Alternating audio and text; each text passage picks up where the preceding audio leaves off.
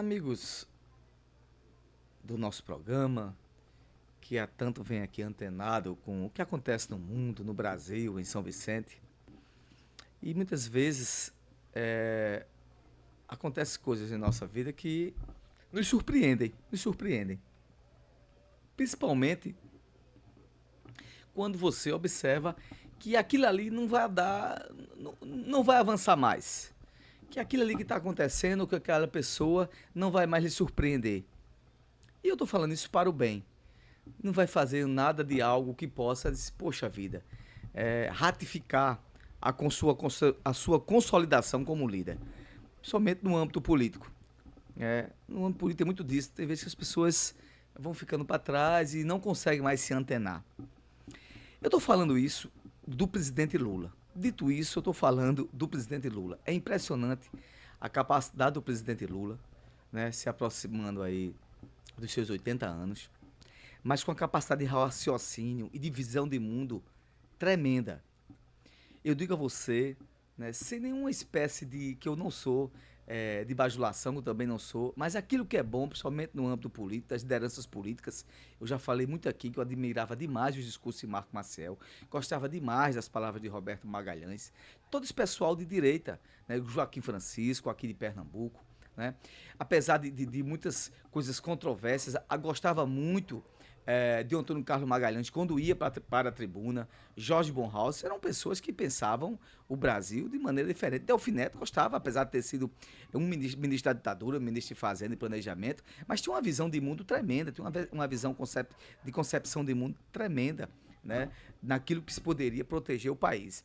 Então, não é uma questão de opção partidária.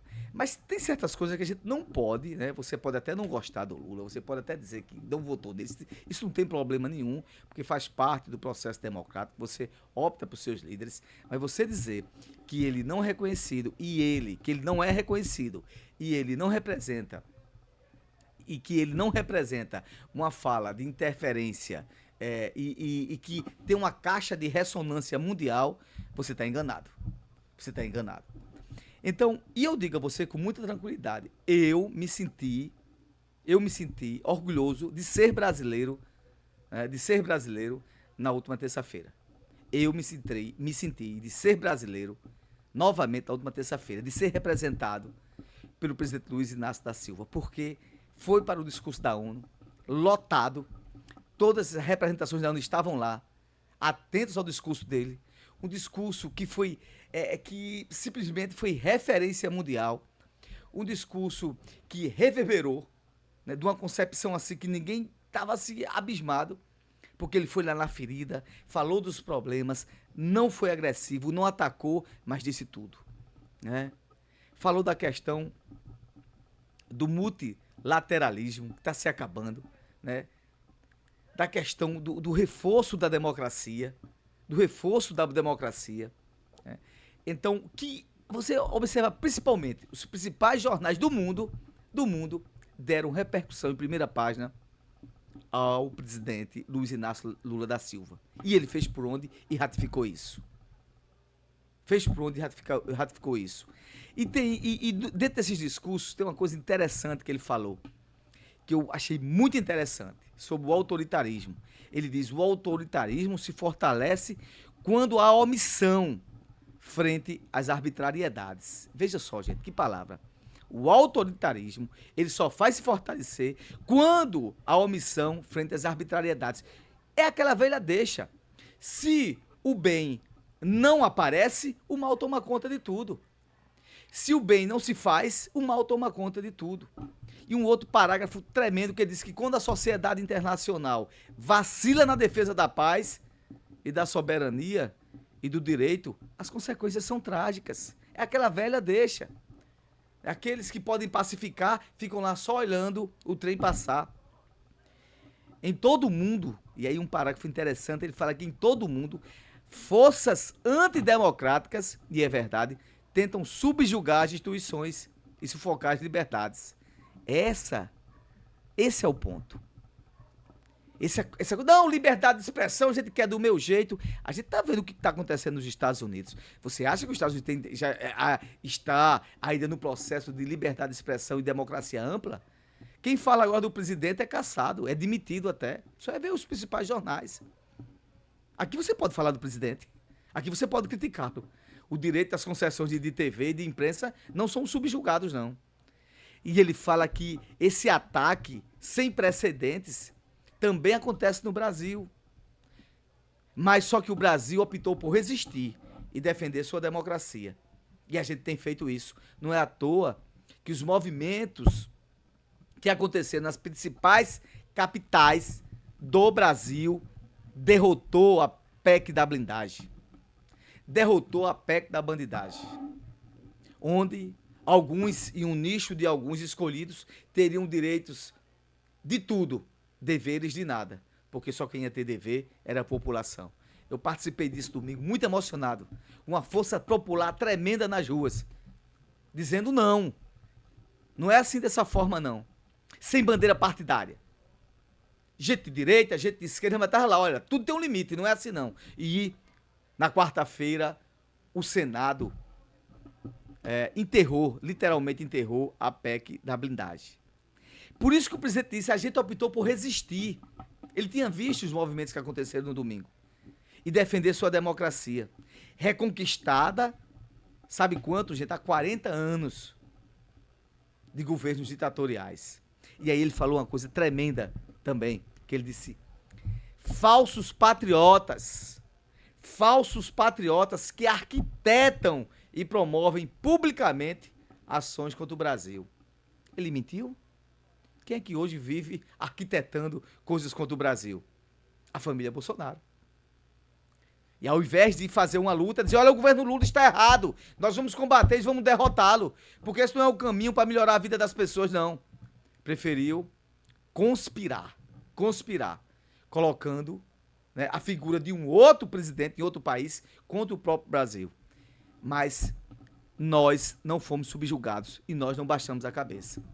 E quando o Lula falou no discurso da ONU, ele disse claramente, altivo e com poder de fala, e a gente observa a liderança. O Brasil não tem armamentos atômicos, não, nem é a superpotência militar, não. Mas a sua voz, quando é dita, quando ele abre a sua boca, as pessoas o escutam como um grande líder, um líder nato, um líder que tem representatividade.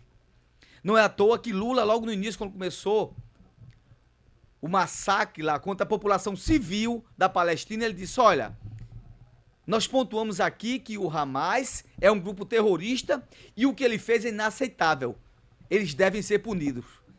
Mas também não deve ser punidos a população, mulheres e crianças. Aqui a extrema-direita só faltou aqui entrar com ação, queriam pedir o impeachment do presidente, aliado, né, com os reacionários de Israel. Aliado com os reacionários de Israel de extrema-direita. Hoje a comunidade internacional reconhece o Estado da Palestina e diz que de fato há um genocídio em Gaza. Não é à toa que o presidente de Israel, o Benjamin Netanyahu, ele foi condenado no Tribunal Internacional de Haia como genocida, atentados contra a pessoa humana, contra os direitos humanos, por estar matando crianças e mulheres e homens civis de fome, não deixando nem chegar a ajuda humanitária. Não deixando chegar nem ajuda humanitária. Para você que não sabe, se você quer criar alguma ligação cristã, que aqui no Brasil tem esse negócio, porque judeus é judeus, não acreditam em Jesus Cristo.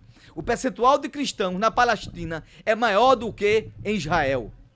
Vá falar da palavra do nosso Senhor Jesus Cristo, de libertação e da graça dele, numa praça, no Muro das Lamentações em Israel, para ver o que acontece com um cristão. Vá para ver, vocês são apedrejados. Eles cospem na sua cara, eles mandam até prender você. É isso que acontece. E aqui sim, aqui não tem problema nenhum, não. Você vai para uma praça, coloca uma caixinha de som e fala de Jesus. Diziam que o governo atual ia perseguir as igrejas. Depois que o presidente Lula entrou, as igrejas aumentaram em 15%, as igrejas evangélicas, e mais 15%. A população evangélica aumentou mais ainda. E aí essas mentiras que foram construídas contra o governo do presidente Lula, a população vai observando, observando, observando e vai observando a verdade. A verdade nua e crua. Não é à toa que as últimas pesquisas deram de novo uma boa aprovação. A aprovação do presidente Lula é maior do que a desaprovação. Por motivos simples, mas motivos que se colocou na mesa e ratificou e foi ratificado como marcando posição. Marcou posição pela soberania. O Brasil é soberano. Não é feito aqueles que diziam que eram patriotas e colocaram a bandeira dos Estados Unidos em pleno dia 7 de setembro. Em pleno dia 7 de setembro. E nos movimentos que houveram, que aconteceram no último domingo, na Avenida Paulista, tinha lá uma grande bandeira nacional. Ratificando sim.